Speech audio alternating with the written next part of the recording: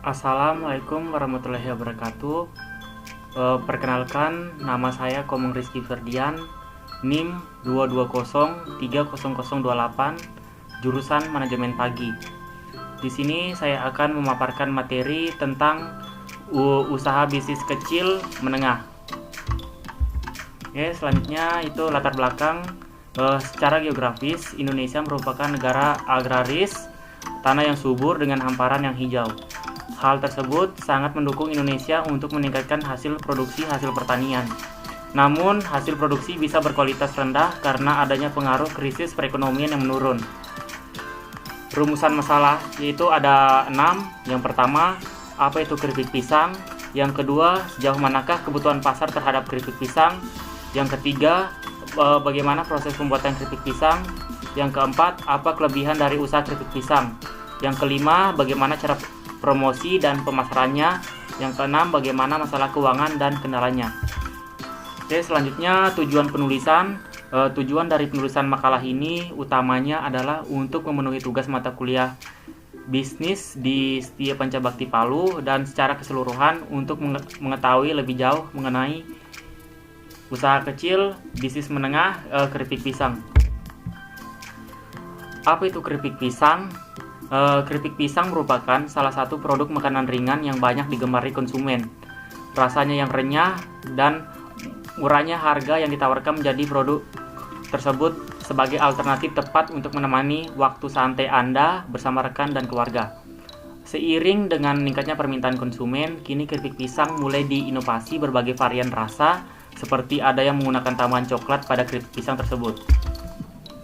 Selanjutnya, sejauh manakah kebutuhan pasar terhadap keripik pisang? Terhadap kebutuhan pangan di masyarakat terus meningkat.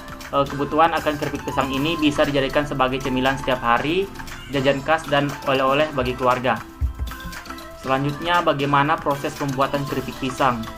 Bahan dan bumbu halus: 1 sisir buah pisang setengah matang, pisang kepuk atau pisang raja, 1 sendok teh kapur sirih, 1 liter air, minyak goreng secukupnya, 5 siung bawang putih, 1 sendok makan garam dapur, 1/2 sendok makan ketumbar, kunyit 2 cm, kemiri 3 butir, vicsin secukupnya. Cara membuat keripik pisang asin, gurih, dan renyah. Yang pertama, campurkan dan larutkan kapur sirih ke dalam 1 liter air. Yang kedua, kupas dan bersihkan buah pisang lalu iris tipis. Yang ketiga, rendam selama lebih kurang 1 jam ke dalam larutan air kapur. Yang keempat, setelah itu angkat, cuci irisan pisang sampai bersih kemudian tiriskan. Yang kelima, masukkan bumbu halus dan irisan pisang ke dalam wadah kemudian aduk-aduk hingga merata agar bumbu halus meresap. Diamkan selama lebih kurang 5 menit. Yang keenam, panaskan minyak goreng. Goreng irisan pisang dalam minyak banyak. Yang ketujuh, renyah, kering, dan matang. Yang ke-8, angkat dan tiriskan. Selanjutnya, apa kelebihan dari usaha keripik pisang? Yang pertama, nutrisi tidak hilang karena digoreng pada suhu rendah 80-85 derajat Celcius. Yang kedua, warna tidak berubah dan tidak gosong. Yang ketiga, keripik renyah dan nikmat. Bagaimana cara promosi dan pemasarannya?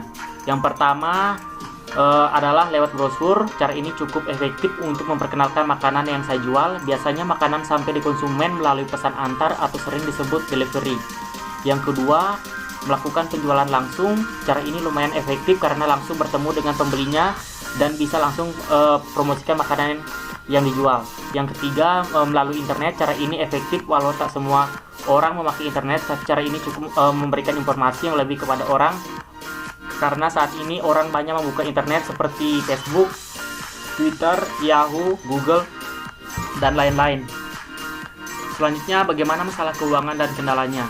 Yang pertama, untuk kendala usaha yang sering ditemui dalam produksi keripik pisang adalah sulitnya mendapatkan persediaan bahan baku pisang yang benar-benar berkualitas bagus. Persediaannya yang kurang stabil membuat harga bahan baku tersebut cenderung naik turun, sehingga kami harus pintar-pintar tanpa harus menaikkan harga jual produk ke pasaran.